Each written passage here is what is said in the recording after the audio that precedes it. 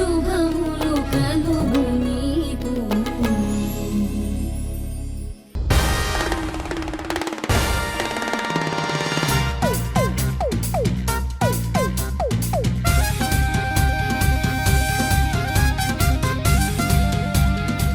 Madam ఆగండి madam, లోపలికి వెళ్ళడానికి వీల్లేదు.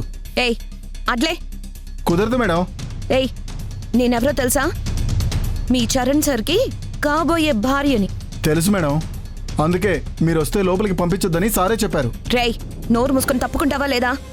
మిమ్మల్ని బయటికి పంపించమని సారే చెప్పారు. చెప్పండి, మీరే వెళ్తారా మమ్మల్ని పంపించమంటారా?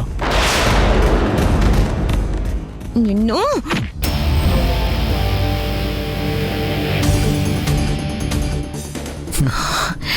హనుమంతు నువ్వు వెళ్ళు. Hi Charan, have a good day. నీకేమైనా పిచ్చా? అసలు నీకు బుద్ధి సిగ్గు ఏమైనా ఉందా?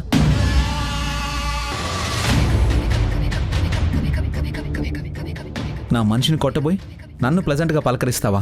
అసలు నేను ఇక్కడికి రావద్దంటే ఎందుకు వస్తున్నావు? నన్ను కలవడానికి వీల్లేదంటే ఎందుకు కలుస్తున్నావు? నువ్వు నీ ఫీలింగ్స్ని బయట పెట్టుకున్నావు, అలాగే నేను కూడా నా ఫీలింగ్స్ని ఎక్స్ప్రెస్ చేయాలి కదా.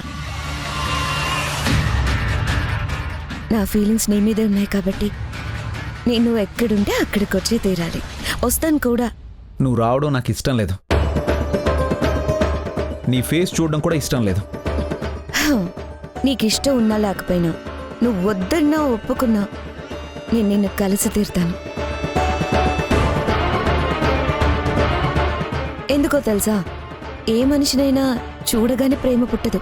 ఆ మనిషిని కంటిన్యూగా కలుస్తూ మాట్లాడుతూ ఉంటే నిదానంగా ఎప్పుడో ఒకప్పుడు ఏదో ఒక సిచ్యుయేషన్లో తన మీద ప్రేమ పుడుతుంది. నాకు నీ మీద ఎప్పటికీ ప్రేమ పుట్టదు. నా మీద బ్లాక్ మ్యాజిక్ యూజ్ చేసినా, నాకు కరెంట్ షాక్లు ఇచ్చినా, నా బ్రెయిన్ని నీ కంట్రోల్లోకి తీసుకున్నా సరే, నీ మీద నాకు ప్రేమ పుట్టదు.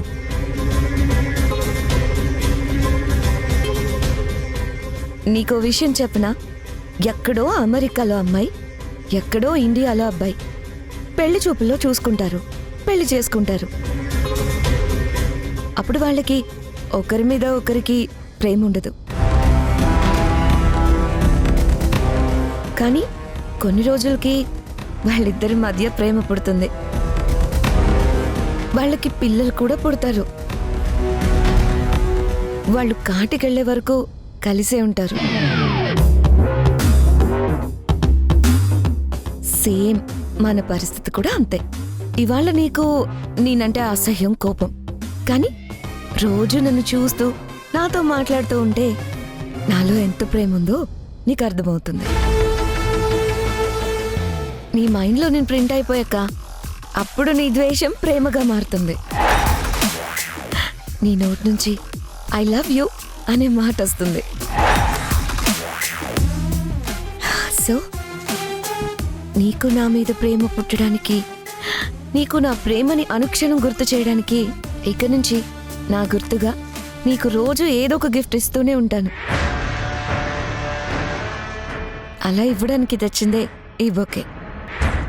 Take it.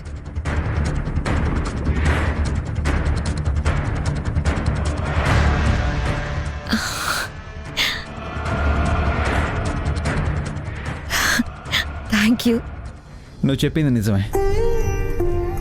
ఒక మనిషిని చూస్తూ ఉంటే ఏదో ఒక టైంకి తన మీద ఇష్టం పెరుగుతుంది. నాకు అలాగే పెరిగింది.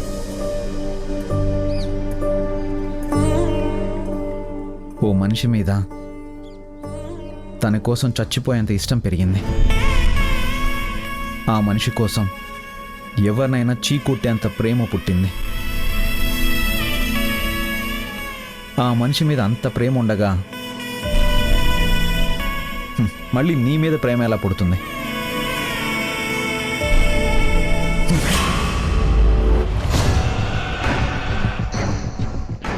ఇదే కాదు, నువ్వెన్ని గిఫ్ట్లు తెచ్చినా వాటి పరిస్థితి కూడా ఇదే.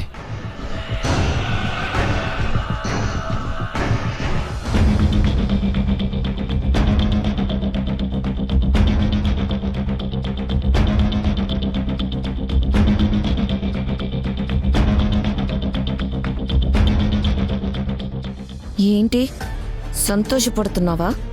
చరణ్ నా ప్రేమని నేలకేసి కొట్టి నీ ప్రేమని నెత్తి మీద పెట్టుకున్నాడని సంతోషపడిపోతున్నావా? లేదు రేఖ, చరణ్ గారు నన్ను ఎంత ప్రేమించినా నేను ఆయన్ని పెళ్లి చేసుకోనని ముందే చెప్పేశాను. నీకు మాటిచ్చాను,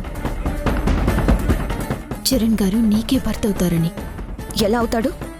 నువ్వెదురుగా ఊరిస్తూ తిరుగుతుంటే అతను నా సొంతం ఎలా అవుతాడు? అతని మనసు నిండా నువ్వే నిండిపోయి ఉంటే నావాడు ఎలా అవుతాడు? అవ్వడు. అతని కోసం నువ్వున్నావనే ఆశ బ్రతికున్నంతకాలం అతను నాకు దక్కడు. నీకు పెళ్ళైనా అయిపోవాలి, లేదంటే నీ ప్రాణమైనా పోవాలి.